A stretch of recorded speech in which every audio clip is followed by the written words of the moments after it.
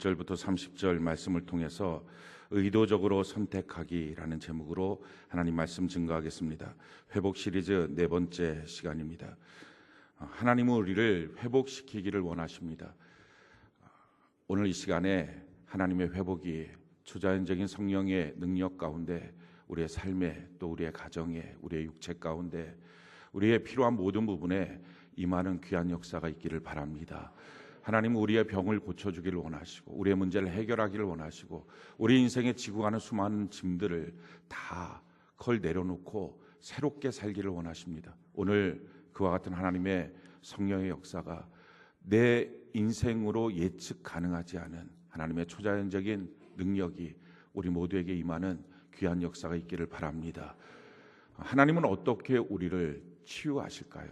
하나님은 어떻게 우리를 회복시키실까요? 하나님은 우리를 회복시키시는 유일한 길, 유일한 통로를 가르쳐 줬습니다. 우리는 이걸 모르기 때문에 잘 회복되지 않습니다. 하나님은 유일한 곳을 가르쳐 주셨습니다. 그게 바로 교회입니다. 성경이 우리에게 이렇게 말합니다. 에베소 1장 23절 우리 같이 한번 읽어볼까요? 시작. 교회는 그의 몸이니 만물 안에서 만물을 충만하게 하시는 이의 충만함이니라. 아멘. 교회가 뭐냐? 그것은 그의 몸, 예수님의 몸이라는 것입니다. 그 예수님의 몸인 교회를 통해서 무엇을 하시느냐? 우리의 비어있는 부분들, 부족한 부분들, 이게 우리의 문제거든요. 이 부족한 부분들을 충만하게 꽉 차게 만들어주시는 충만의 도구, 이게 교회라는 것입니다. 교회가 뭔지를 우리가 분명히 알아야 됩니다. 하나님은 유일하게 교회를 통해서만 채워주시겠다고 했습니다. 그런데 사람들이 교회를 통해서 채워주신다는 말씀을 믿지 못합니다. 그래서 자기가 노력하면 가정이 채워질 줄 압니다. 자기가 뛰어다니면 재정이 채워질 줄 압니다. 자기가 사람들을 만나고 애를 쓰면 마음이 회복되고 육체적인 질병이 회복될 줄 압니다. 그런데 하나님은 거기서부터 치유가 있다고 말씀하지 않았습니다. 하나님은 교회를 통해서만 치유하십니다. 그래서 왜 하나님이 교회를 세우시고 오늘 이렇게 거룩한 주일날 성도들을 교회로 모아주시는지에 대해서 성경 분명히 우리에게 가르쳐 주십니다. 시편 147편 2절로 4절 우리 같이 한번 읽어볼까요? 시작. 여호와께서 예루살렘을 세우시며 이스라엘의 흩어진 자들을 모으시며 상심한 자들을 고치시며 그들의 상처를 쌈에 신은도다. 그가 별들의 수요를 세시고 그것들을 다 이름대로 부르시는도다. 우리 주님께서 예루살렘을 세워주셨습니다. 예루살렘은 오늘날 교회, 성전을 말합니다. 그리고 이스라엘의 흩어진 자들, 바로 우리들입니다. 모아주셨습니다. 왜 모아주셨습니까? 상심한 자들을 고치시며 우리의 마음을 고치시는 것입니다. 우리의 마음의 수많은 상처와 아픔들을 고쳐주십니다. 우울증, 근심, 걱정, 여기서부터 해방되도록 하나님 만드십니다. 그걸 위해서 교회를 지으신 것입니다. 교회는 세상이 치료할 수 없는 것들을 치료합니다. 세상이 손도 못 대는 것을 합니다. 교회는 그냥 겉핥기식으로 그냥 이런 거 종교적인 의식이 아니라 여러분들이 하나님을 만나면 완전히 새롭게 됩니다. 오늘 그 은혜가 임하길 바랍니다. 또 뭐라고 말씀하십니까? 그의 상처를 쌈에 신어도다. 우리 겉으로 나와 있는 상처가 있습니다. 재물의 어려움들이 있습니다. 또 질병이 있습니다. 겉으로 나와 있는 갈등과 다툼이 있습니다. 하나님께서는 이 모든 것들을 치료하여 주시는 것입니다. 어디서 치료하십니까? 교회에서 치료하시는 거예요. 그래서 교회로 초청하는 것입니다. 교회로 오라는 것입니다. 우리는 가정의 문제를 가정에서 치료하려고 합니다. 내가 애쓰고 노력하면 우리의 가정의 문제가 치료되겠지. 재정의 문제가 생기면 내가 열심히 돈 벌면 이 돈의 문제가 해결되겠지. 그래서 사업장으로 달려갑니다. 예배 나중에 드리고요. 교회 나중에 하고요. 난 사업장으로. 또 자기의 건강의 문제 생기면 자기가 이 몸을 해결하려고 어떻게 뛰어다닙니다. 그러면서 점점 하나님으로부터 멀어지고 주의 몸된 교회로부터 멀어집니다. 그래서 치유가 되셨습니까? 그래서 행복하십니까? 그래서 온전케 되셨습니까? 우리가 기억해야 됩니다. 내가 돈을 찾아가면 정말 내가 그토록 돈을 사랑하면 어떤 분들이 그러더라고요. 그 좋은 돈을 어떻게 내려놓냐고. 그렇습니다. 그런데요, 문제는 여기에 있어요. 우리가 돈을 사랑하는 만큼 돈이 날 사랑해 주냐는 거예요. 짝사랑이라는 것을 우리는 알아야 됩니다. 우리가 그만큼 가정에 대한 어떤 문제를 해결하기 위해서 달려갈 때 정말 가정에 그런 화답이 있냐는 거예요. 짝사랑 아닙니까? 해결될 수 없는 짝사랑. 그래서 더 큰 상처, 더 큰 공허함, 더 큰 허전함. 그래서 인생을 자꾸 좌절하고 낙심하고 그러다 우울증 생기고 해결할 수 없는 겁니다. 왜냐하면 노력이 부족한 게 아니에요. 오늘 많은 사람들이 노력이 부족하다고 말합니다. 더 했어야 된다고 말합니다. 아니 얼마큼 더 애를 쓰면 됩니까? 거기서 한 사람 죽어나가면 되겠습니까? 그거 아니에요. 방향이 잘못된 거예요. 치료의 방향이 잘못된 거예요. 하나님은 교회를 통해서 치료하시는 것입니다. 그래서 교회를 세우신 거예요. 그래서 치료하시고 하나님 우리를 어떻게 만드십니까? 그가 별들의 수요를 세시고 그것들을 다 이름대로 부르시는도다. 우리 한 사람 한 사람을 존귀한 별처럼 스타로 하나님의 나라의 아름다운 존재로 하나님 만들어 주시는 것입니다. 이게 교회를 통해서 이루어지는 하나님의 역사입니다. 그럼 교회를 통해서 하나님이 어떻게 우리를 치료하십니까? 하나님 그 방법도 너무나 구체적으로 가르쳐 주셨습니다. 시편 147편 18절 우리 같이 한번 읽어볼까요? 시작. 그의 말씀을 보내사 그것들을 녹이시고 바람을 불게 하신즉 물이 흐르는도다. 우리의 문제에 대해서 정확하게 하나님 진단하십니다. 왜 이런 문제가 생겼습니까? 딱딱하게 굳어져서 생긴 거예요. 지금 딱딱하게 굳어져서. 왜 재정의 문제가 생겼어요? 안도니까 굳어져서. 왜 몸에 문제가 생겼어요? 어느 한 부분이 굳어져 있는 거예요. 이게 돌지가 않는 거예요. 가정에 왜 문제가 생겼어요? 말이 안 돌아요. 말을 하면 말이 제대로 돌지가 않아요. 그러니까 뭔가 딱딱하게 다 굳어져 있는 거예요. 근데 굳어져 있는 그것을 여행 갔다 오면 풀어집니까? 잠깐 분위기 전환은 되겠지만 갔다 오면 똑같은 거예요. 이 딱딱하게 굳어져 있는 거 내가 열심히 뛰어가서 뭐 투잡 쓰리잡 이래갖고 돈을 벌어오면 그게 해결됩니까? 어차피 거기가 막혀서 더 안 가는 거예요. 이 약을 먹고 저 약을 먹는다고 해결이 되겠습니까? 그게 굳어져 있는 걸. 성경은 우리에게 정확하게 진단합니다. 지금 우리의 문제가 뭐냐? 굳어져 있는 거예요. 굳어져 있어서 어느 한 부분은 차고도 넘치는데 다른 한 부분은 안 흘러가니까 이게 부족한 거예요.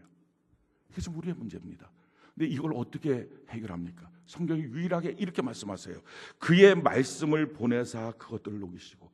하나님 오늘도 우리에게 말씀하실 것입니다. 그 말씀으로 우리가 녹아지기를 바랍니다. 하나님의 말씀을 믿고 그 말씀 안에 들어가면 우리의 마음이 먼저 녹아집니다. 우리의 생각이 녹아집니다. 오늘 그런 역사가 있기를 바랍니다. 그렇게 하고 나면요, 그 다음에 성령의 바람이 불기 시작해요. 새로운 기분이 나와요. 새로운 마음이 들어요. 새로운 어떤 느낌들이 나와요. 새로운 기운이 생겨요. 그러고 나면 거기에 하나님의 은혜의 강수가 부어지는 거예요. 그럼 물이 흐르기 시작해요. 통로가 열려지기 시작해요. 막혔던 것이 풀어지기 시작해요. 그게 해결이에요. 하나님이 이것을 교회에서 하신다는 겁니다. 그러니 악한 마귀는 얼마나 우리를 교회로부터 분리시킬까요? 말씀으로부터 분리시킬까요? 그래야지 이걸 회복이 안 되니까. 그래야지 우리가 끊임없이 고통받으니까. 오늘 여기서부터 우리가 다시 벗어나서 주의 몸된 교회에 왔으니 오늘 말씀 안에서 우리가 녹아지고 성령의 바람이 불고 하나님의 은혜의 강수가 흐르는 우리 모두가 되기를 예수님 이름으로 축복합니다. 오늘 이번에 세 번째 말씀에 대한 내용을 나누는 시간입니다. 첫 번째 우리가 지지난주에 회복에 대한 말씀을 나눌 때 첫 번째 코드가 겸손이었습니다. 가장 먼저는요, 겸손해야 주님의 치유가 있어요. 겸손이 뭡니까? 내가 낮아지는 거예요. 좀 나를 낮추셔야 합니다. 내가 병자인 줄 알아야 고치지 않겠어요? 자기가 병자인 줄 모르는 사람이 누가 병원에 갑니까? 자기가 병자인 줄 알아야 고쳐집니다. 자기가 잘못된 줄 알아야 고쳐지잖아요. 자기가 죄인인 줄 알아야 용서를 받잖아요. 자기가 괜찮다고 생각하고, 문제는 괜찮다고 생각하는 자기 자신의 근심과 걱정과 두려움은 끝이 없고, 이거 괜찮은 거 아니잖아요. 지금 자기가 얼마나 문제가 있는지, 자기의 근심만큼 문제가 있는 거예요. 자기의 두려움만큼 문제가 있는 거예요. 자기의 걱정만큼 지금 문제가 있는 거예요. 자기의 답답한 만큼 지금 자기에게 문제가 있는 거예요. 이 문제가 남에게 있는 게 아닙니다. 자기에게 있는 거예요. 이걸 발견하는 거, 내가 문제였습니다. 이게 겸손이에요. 이렇게 겸손할 때부터 주의 음성이 들려요. 주님의 처방전을 받을 수 있어요.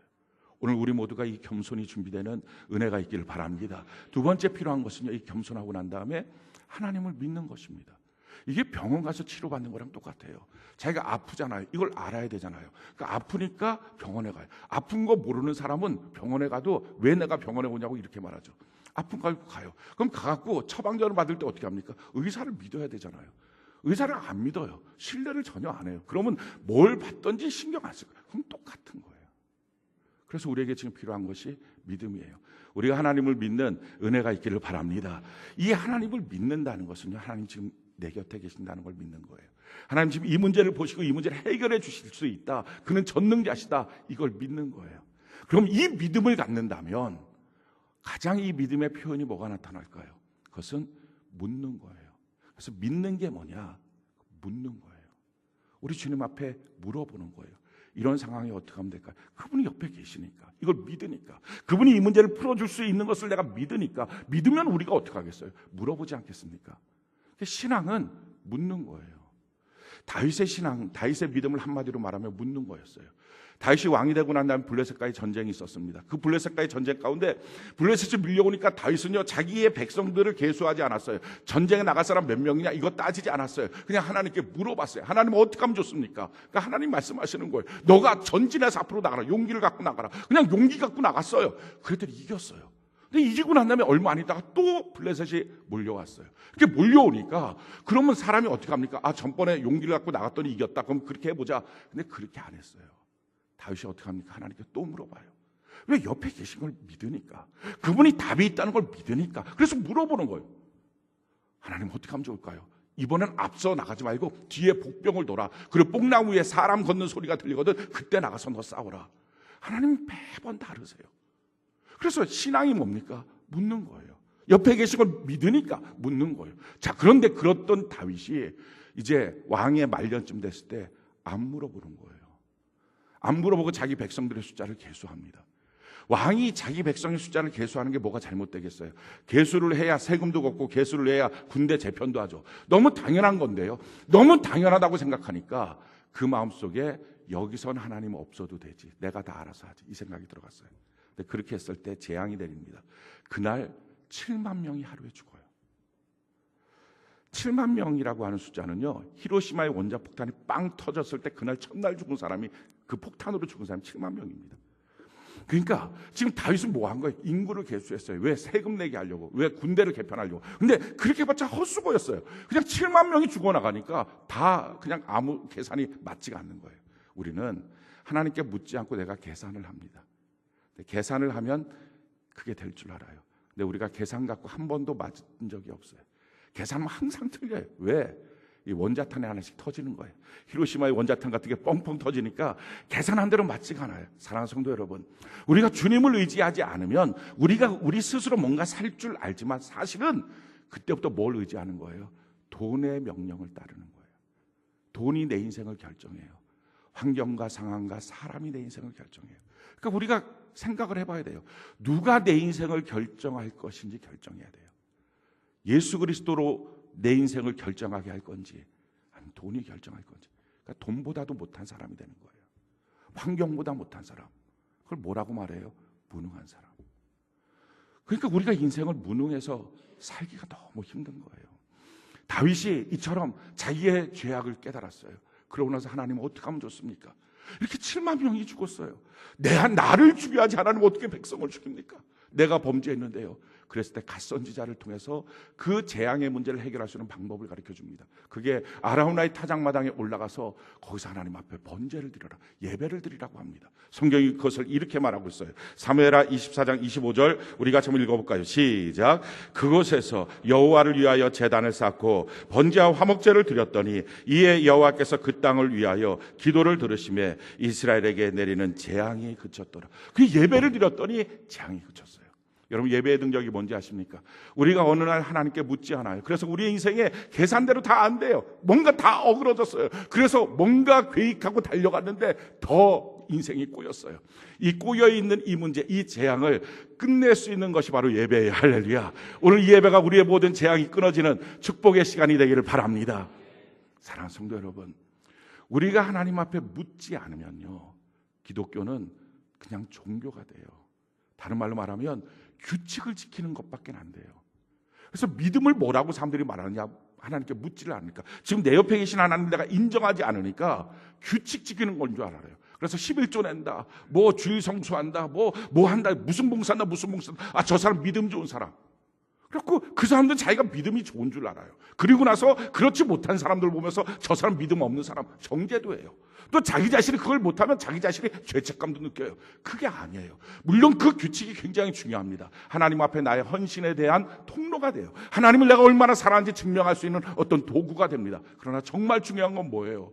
그런 규칙을 지키는 게 아니라 이 규칙만 지키다 보니까요, 교회 안에서는 성도인 것 같은데 세상만 나가면 똑같은 거예요. 세상 사람과 반응이 똑같아요. 왜? 묻지를 않으니까.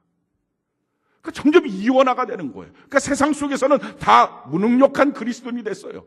그러니까 주변 사람들이 말하는 거예요. 너 예수 못하러 믿냐고. 똑같이 화낼 것 같으면, 똑같이 그렇게 낙심하고 좌절할 것 같으면, 똑같이 두려워할 것 같으면 너 예수 못하러 믿냐고. 왜? 묻지를 않으니까. 신앙생활은요, 이런 규칙을 지키는 게 아니에요. 하나님께 묻는 거예요. 정말 그분이 살아계시고 내 문제를 해결할 수 있다는 것을 믿고 있다면 주님께 묻는 거예요. 물으면 날마다 주님의 답을 듣고 살아가는 거예요. 그래서 신앙은 관성의 법칙이 작용하지 않아요. 어제랑 오늘이 절대 똑같지 않아요. 같은 날이 아니에요. 어제 믿음이 좋다고 오늘도 믿음 좋은 것 아닙니다. 그래서 자만하지 마십시오. 내 믿음 어디 가겠어? 내가 이렇게 신앙생활을 했는데, 내가 주님 믿고 섬겼는데, 내가 조금 인터벌을 두고 대충 뭐 어떤 한 기간 동안에 있다 한들 내가 지금 바쁘니까 급하니까 내 믿음 어디 가겠어? 어디 갑니다. 관성의 법칙이 작용하지 않아요. 믿음 싹 없어져요. 마찬가지예요. 어제 믿음이 없다고 오늘도 믿음 없는 거 아니에요. 그래서 낙심하지 마십시오. 내가 참 믿음 없이 살았다고 괜찮아요. 오늘 주님을 찾고요, 주님을 신뢰하고 그분께 믿고 그분을 향하여 기도하기 시작하면 하나님의 믿음이 우리에게 임하게 될 줄로 믿습니다. 그 믿음으로 사는 것입니다. 오늘 세 번째, 우리의 회복에 대한 말씀이에요. 이 믿음으로 살 때 꼭 우리에게 필요한 세 번째 코드는요, 선택이에요. 내가 의도적으로 선택하는 거예요. 사랑하는 성도 여러분, 신앙생활은 그냥 알아서 하나님이 저절로 해주겠지, 그렇지는 않아요. 내가 의도적으로 선택해야 돼요. 성경이 우리에게 이렇게 말합니다. 마태복음 16장 19절 우리 같이 한번 읽어볼까요? 시작. 내가 천국 열쇠를 내게 주리니 하늘에서도 매일 것이요 내가 땅에서 무엇이든지 풀면 하늘에서도 풀리리라 하시고, 이 천국 열쇠를 내가 갖고 있는 거예요. 내가 열면 천국이 돼요. 내가 잘못 열면 지옥이 됩니다. 사랑하는 성도 여러분, 내 가정의 천국은요, 내가 여는 거예요. 내가 잘못 열었더니 내 가정이 지옥 되는 거예요. 내 인생도 마찬가지예요. 망하고 흥하는 것, 내가 열면 흥할 수 있고요, 내가 잘못 열면 망하는 거예요. 우리한테 이 열쇠를 주신 거예요. 그래서 남 탓하지 못하는 거예요. 내가 여는 거예요.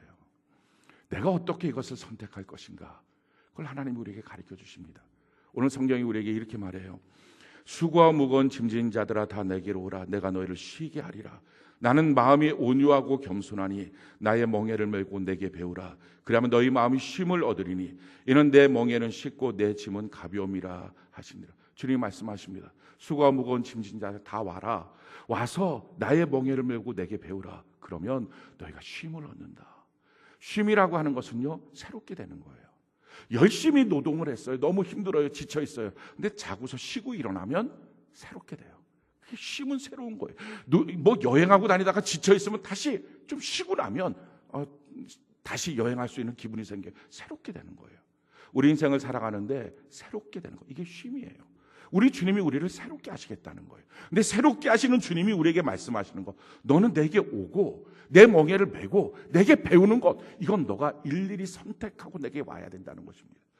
그래야만 내가 너한테 새롭게 될 수 있는 은혜를 베풀어 주겠다 하는 것입니다. 2015년도에 뭐 그 전부터 나왔던 용어이긴 하지만 수면 경제학이라고 하는 용어가 아주 나왔어요. 이게 뭐냐면은 사람들이 잠을 잘 못 자는 거예요. 불면증에 빠져갖고 잠을 못 자는 거예요. 그래서 잠을 못 자는 사람들이 잠을 자는 일을 위해서 뭐 약을 만든다든지 무슨 도구 뭐 이렇게 안대를 쓰게 한다든지 뭐 버개 뭐 이런 것들을 만드는 사업들이 생긴 거예요. 그러니까 수면 이 경제 시장이 열려진 거예요. 이게 2015년도에 미국에서 23조 원이었어요. 이 시장의 규모가. 일본에서는 6조 원, 우리나라에서도 1조 원이에요. 근데 그게 2015년도니까 지금 훨씬 더 커졌을 거예요. 근데 이 내용에 대한 칼럼의 제목이 뭐였냐면은 뇌는 지쳤는데 마음은 잘 준비가 안 됐네요. 그거예요. 너무 기가 막히죠? 뇌는 이미 지쳤어요. 쓰러질 지경이에요. 근데 마음은 잠잘 준비가 안 된 거예요. 마음이 쉬지를 못하는 거예요. 우리나라에서 배출한 세계적인 석학이시죠. 이어령 박사님. 2015년도에 책을 한 권 쓰셨어요. 딸에게 보내는 굿나잇 키스라고 하는 책을 쓰셨어요. 그 2015년이 뭐냐면은 그 책을 쓰시게 된 게 그 이어령 그 박사님의 따님이 있는데 이민아 목사님이시죠. 근데 이 이민아 목사님이 소천하셨어요. 암으로 투병하시다 소천하셨는데 소천한 지 3주기가 됐던 데가 2015년도예요. 그 딸을 회상하면서 3년 전에 죽었던 딸을 회상하면서 글을 쓰신 것이 딸에게 보내는 굿나잇 키스 이런 책입니다. 근데 그 책에 이런 내용들이 있어요. 그러니까 그 유명한 아버지를 두고 있으니까 이 딸이 집에서도 사실은 아버지는 계속 유명한 분이에요. 너무 바쁘신 분이에요. 그러니까 아버지의 부재가 느껴지니까 그게 외로운 거예요. 그래서 이 딸이 그 집에 이제 손님들이 갖고 오면서 위스키 뭐 이런 술들을 갖고 왔는데 이어령 교수는 술을 못 먹는 거예요. 그러니까 그냥 싸는 거예요, 한쪽 편에. 근데 이 딸이 어느 날 너무 외로워서 그 초등학교 때 불면증이 걸린 거예요. 그럴 수가 있을까 모르겠는데 아무튼 예민했나 봐요. 불면증이 걸렸어요. 그래서 잠을 못 자니까 그게 뭘 어떻게 하는 건가 해갖고 그 위스키를 이렇게 한 잔씩 먹었어요. 그 잠이 잘 오는 거예요. 그리고 술을 먹었다 이 얘기를 인터뷰를 한 거예요. 이 인터뷰는 난 술 먹었어 아빠 때문에 이 얘기가 아니고 그 청소년들이 술 먹는 일들에 대해서 나도 그랬었는데 주님 만나고 해결됐어요. 이 간증을 하느라고 그 얘기를 한 거예요. 근데 문제는 이것이 초등학생 그 청소년들한테는 이게 은혜가 될지 모르겠지만 그 얘기를 들었던 아버지한테는 이게 아픔인 거예요.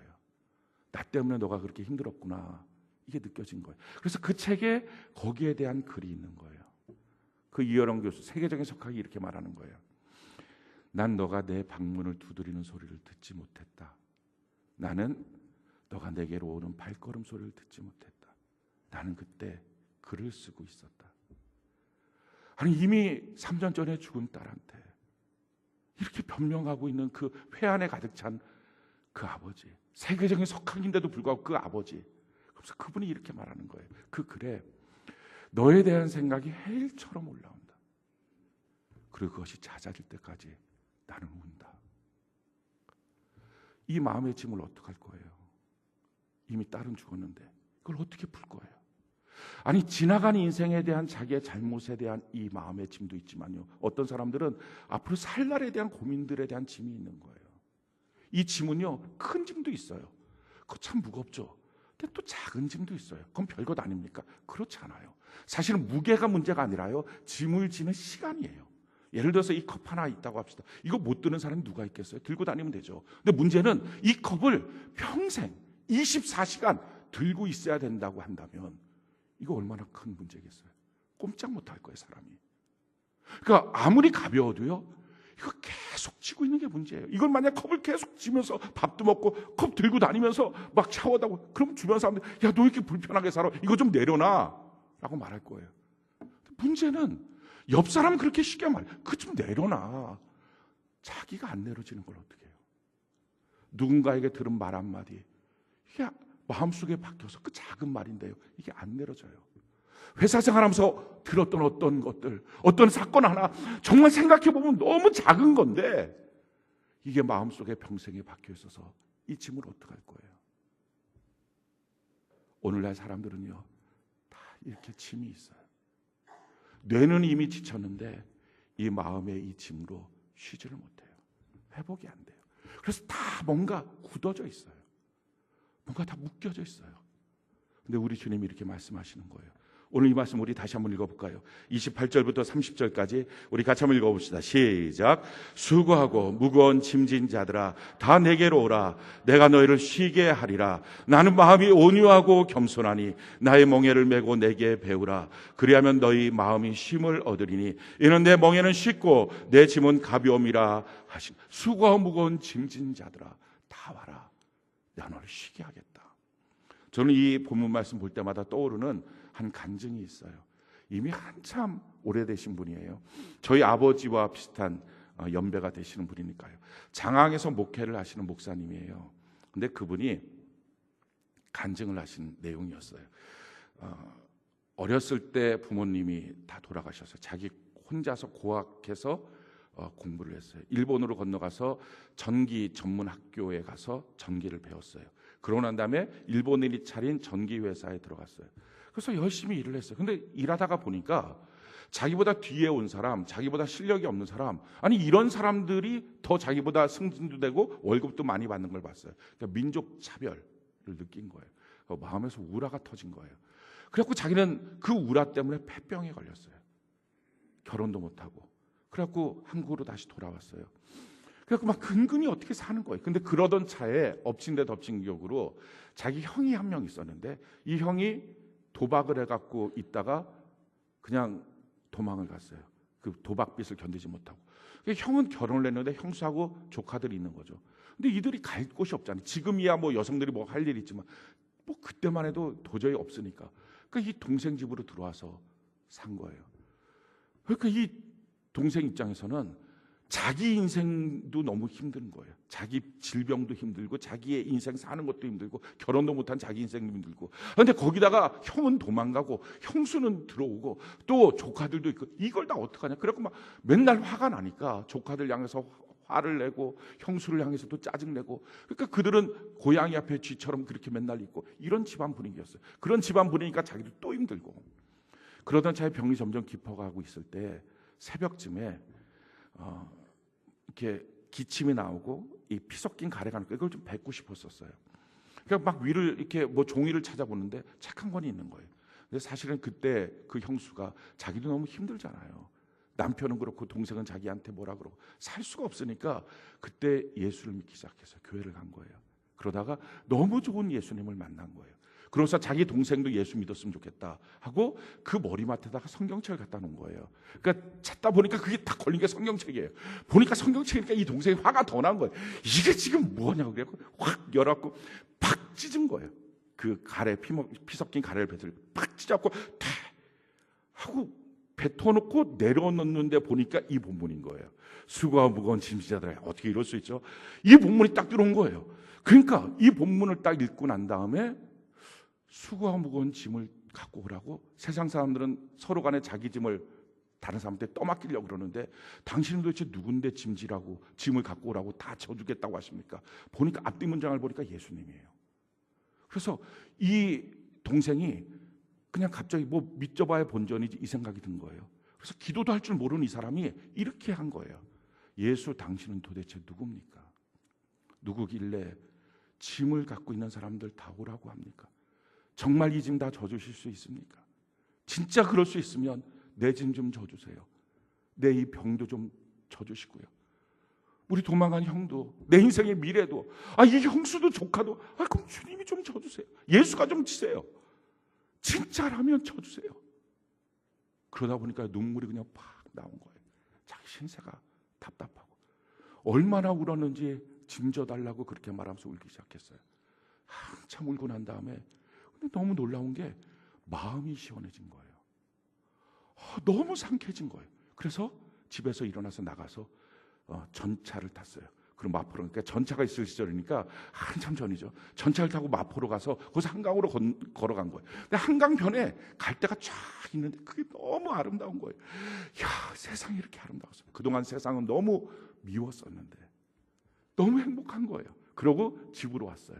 집으로 왔는데 보니까 형수하고 조카들이 막 끌어안고 펑펑펑 울고 있는 거예요. 왜냐하면 이 형수하고 조카는 성경책 거기다 놨는데 보니까 성경책은 찢어져 있고 거기다가 침 섞인 가래는 뱉어져 있고 이 동생이 어마어마하게 화가 지금 난 거구나. 이거 큰일 났다. 우리 다 쫓겨났다. 동생이 오자마자 형수가 이렇게 말하는 거예요. 나는 괜찮고요. 이 조카들만 쫓아내지 말아주세요. 그 모습이 너무 죄송하고 안쓰러운 거예요. 그래서 같이 부둥켜 안고 아니에요 형수님, 얘들아 아니야, 미안해, 성경책이 있어서 나 살았어. 그리고 그 사람이 마음이 바뀌어져서 신학교를 갔어요. 그리고 장항에 가서 목회를 하신 거예요. 그래서 그분이 하시는 말씀이 이거예요.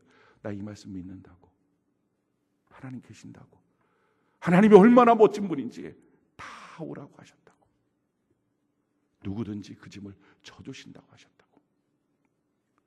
그렇습니다. 오늘 이 말씀이 믿어지면 주님 앞에 나가면 우리의 모든 짐을 져주십니다. 대신 우리가 해야 될 일이 뭡니까? 주님께 나가고요. 그리고 주님의 멍에를 같이 짊어지고요. 그리고 주님 앞에 배우는 것입니다. 이거 우리가 선택하는 거예요. 악한 마귀는요, 우리 마음속에 내가 허락하지 않아도 불쑥불쑥 들어와서 막 자기가 하고 싶은 대로 합니다. 근데 우리 주님은 우리를 너무 사랑하셔서, 우리 인격적으로 존중하셔서 그렇게 안 하세요. 우리에게 물어보세요. 그분은 내게 명령하셔도 되는 분인데, 그분이 나의 주인이고 왕인데, 근데 그분은 나에게 명령을 안 하세요. 그렇게 해도 되겠니? 내 마음의 문을 두드리시는 거예요. 내가 열고 그분을 받아들이도록. 주님, 내가 마음의 문을 열고 내가 주님께 갑니다. 내가 의도적으로 주님의 멍에를 짊어지겠습니다. 그리고 내가 주님께 배우겠습니다.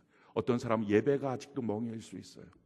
어떤 사람은 교회 생활이 아직도 멍해일 수 있어요. 어떤 사람은 성경 읽기가 멍해일 수 있어요. 어떤 사람은 셀 예배 드리는 것이 멍해일 수 있어요. 그러나 어찌됐든 하나님께서 오늘 여러분들에게 마음의 문을 두드리면서 너 이것 좀 하면 안 되니? 우리가 이럴 때 내 발목을 잡는 것들이 있을 것입니다. 교만일 수 있어요. 내 인생 내 문제 내가 알아서 할게요. 그래서 점점 주님께 멀어질 수 있죠. 죄책감일 수 있어요. 그동안 여러 번 시도했지만 난 번번이 넘어졌어요. 난 안 돼요. 이런 죄책감일 수 있어요. 또 두려움도 있어요. 정말 하나님이 이 문제 해결해 줄 수 있다고요? 전 아직 안 믿어지는데요. 이럴 수 있어요. 또 어떤 사람은 염려가 있을 수 있어요. 나 신앙생활 끝까지 갈 자신이 없는데요. 나 정말 끝까지 그렇게 할 수 있는 자신이 없는데요. 나 그렇게 의지력이 좋지가 않는데. 다 상관없어요. 오늘 이 말씀이 믿어지면 우리가 주님 앞에 의도적으로 선택해야 돼요. 오늘 치료하시고 새롭게 하시는 건 주님이 하십니다.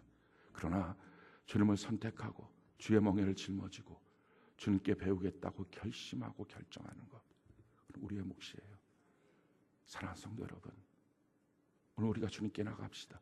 우리에게 묶여져 있는 많은 것들이 있어요. 어떤 사람들은 지금 내가 급한 일 있고요, 바쁜 일 있고요, 내가 지금 해결할 문제가 너무 많고요, 그래서 지금은 말고요, 나중에라고 말하는 게으름이 우리를 묶고 있을 수 있어요.